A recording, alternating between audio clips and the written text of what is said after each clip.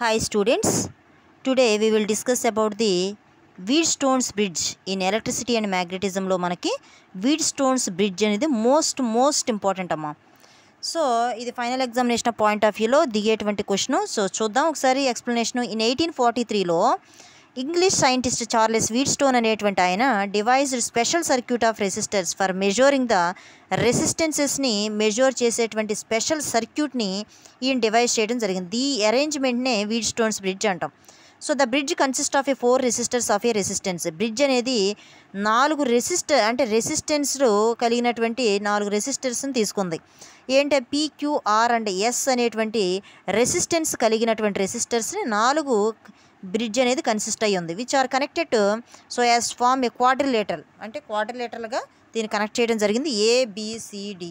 ABCD as shown in the figure. The junctions A and C are join together. Terminals of the cell A and C ఇవి ఇలా joined. These are the terminals A and C and B and D are the terminals. Okay, so quadrilateral and the other pair of the junctions B and D are the connected in a galvanometer through key. అదే మనం చెప్తున్నాడు through key. So A and C are the terminals and B and D are connected through galvanometer G. This is the quadrilateral. So expression చూద్దాం. Balancing condition of the Wheatstone, how to express the for balancing condition of Wheatstone's bridge from Kirchhoff's laws అని అడుగుతాడు. So ఇక్కడ confuse అయ్యే పిల్లలు ఏంటంటే కిర్కాఫ్స్ laws అని కనపడంగానే question కంప్లీట్గా చదవకుండా కిర్కాఫ్స్ లాస్ అని కనపడం కిర్కాఫ్స్ ఫస్ట్ లా సెకండ్ లా రాసొస్తారు. అలా చేయకూడదమ్మా, కంప్లీట్గా చదవాలి. Expression for the balancing condition of Wheatstone's bridge from the Kirchhoff's laws. Okay, చూద్దాం. The current I flowing from the battery. Current అనేది బ్యాటరీ నుంచి మనకి ఫ్లో అవుతుంది. Splits the junction. ఇది బ్యాటరీ. కరెంట్ అనేది ఇక్కడ ఐ అనేటువంటి బ్యాటరీ మనకి ఈ అనేటువంటి బ్యాటరీ నుంచి ఫ్లో అవుతుంది. Splits the junction A and A. Splits the junction ఎక్కడ స్ప్లిట్ అవుతుంది?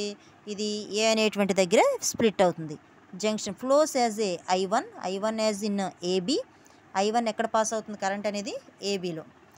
And as I2 in AD. I2 అనేటువంటిది ఎక్కడమ్మా? A అండ్ D మధ్యలో.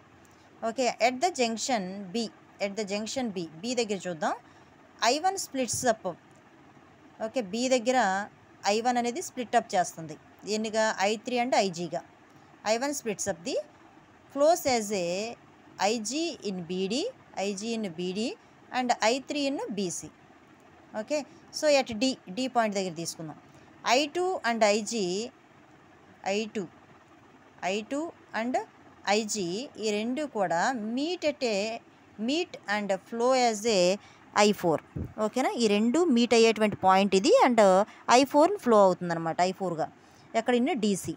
ఎట్ C పాయింట్లో I3 and I4 meet and flows as a I. Okay, towards the E. ఇది మన circuit diagram. Okay, so applying Kirchhoff's current law. KCL అంటే Kirchhoff's current law అంటే first law కిర్కాఫ్స్లో to B and D. B అనేదానికి D అనేదానికి కిర్కాఫ్స్ ఆ junction rule ఉంటుంది కదా, అది అప్లై చేయాలి. చూద్దాం. మనకి ఏం తెలుసు? B అనేటువంటిది ఒక జంక్షన్, ఇక్కడ D అనేటువంటిది ఒక జంక్షన్. ఇప్పుడు మనకేం తెలుసు? ఫస్ట్ లా ప్రకారం కరెంటు జంక్షన్ వైపు వెళితే ఎంటర్ అయితే జంక్షన్లోకి ప్లస్, కరెంట్ లీవ్ అయితే జంక్షన్ నుంచి మైనస్. దాని ప్రకారం B పాయింట్ దగ్గర ఫోకస్ చేద్దాం. ఓకే, చేస్తే B పాయింట్ దగ్గర చూద్దాం.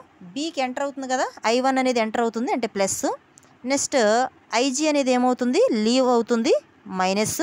I3 కూడా లీవ్ అవుతుంది B పాయింట్ నుంచి. ఓకేనా, I1 ఎంటర్ అవుతుంది ప్లస్, B నుంచి I3 IGలు రెండు లీవ్ అవుతున్నాయి, రెండింటికి మైనస్. Is equal to 0. అంతే కదా. Next second one D point దగ్గర, జంక్షన్ D పాయింట్ దగ్గర ఇక్కడ I2 ఎంటర్ అవుతుంది కదా ప్లస్. నెక్స్ట్ IG కూడా ఎంటర్ అవుతుంది ప్లస్. I4 లీవ్ అవుతుంది మైనస్. ఈజ్ ఈక్వల్ టు 0నేగా, కరెక్టే కదా.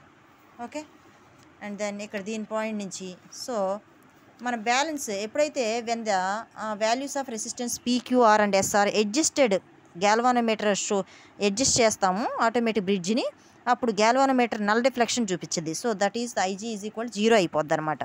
అప్పుడు మనకి ఐజీ 0 అయిపోతే ఈ కండిషన్లో ఐజీ 0 అయిపోతే ఏముందమ్మా, I1 మైనస్ ఐజీ 0 సబ్స్టిట్యూట్ చేస్తే I1 minus I3 is equal 0.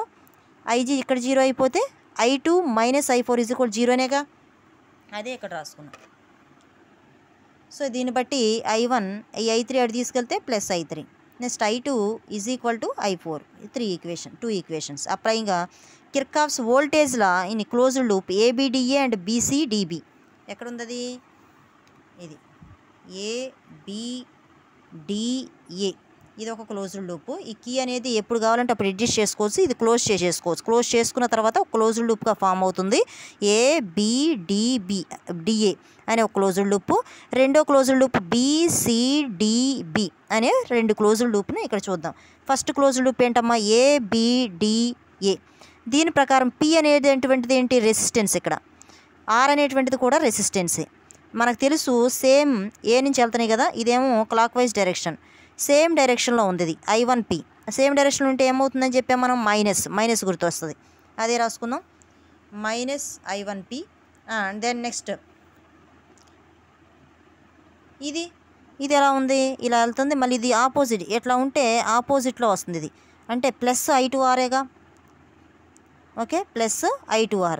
మరి ఇది ఎటు వెళ్తుంది, ఇలా వెళ్ళి మళ్ళీ ఇటు వస్తుంది, అంటే సేమ్ డైరెక్షన్లో మనకి ఏమని తీసుకుంటాం, minus IG into capital G. Okay, అదే చెప్పాం, minus I1P minus IG capital G plus I2R is equal to 0. Okay, ఇది ఒక లూపు. అనదర్ లూప్ మనమే చెప్దాం.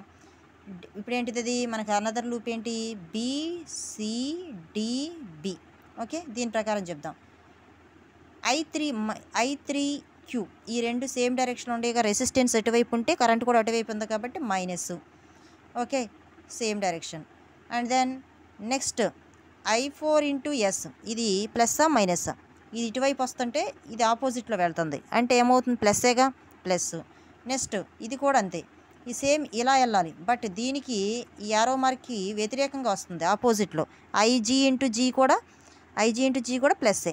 అదే ఈక్వేషన్ ఇక్కడ రాసుకుందాం. When the bridge is balanced, మళ్ళీ IG 0 అయిపోతే ఈ IG టర్మ్స్ అన్నీ 0 అయిపోతాయి. సో ఇక్కడ IG బదులు 0 అంటే 0 ఇంటూ G 0, ఈ టర్మ్ మొత్తం 0 అయిపోద్ది, ఈ టర్మ్ మొత్తం 0 అయిపోద్ది. అప్పుడు మనకి minus I1P plus I2R is equal to 0, minus I3Q plus I4 into S is equal to 0, అదే రాసాము ఇక్కడ. సో దీని నుంచి I1P ఈజ్ ఈక్వల్ టు ఇవాటి తీసుకెళ్తే మైనస్ అయితే మైనస్ క్యాన్సిల్ అయిపోతే I1P is equal to I2R. Next I3Q minus ఉంది కదా, ఈజ్ ఈక్వల్ టు అవతల తీసుకెళ్తే I4SAగా 2 ఈక్వల్ అవుతాయిగా, ఈక్వేషన్స్ 7 and 8. సో మనకి ఇక్కడ I3 ఉన్న చోట మనకి ఏమని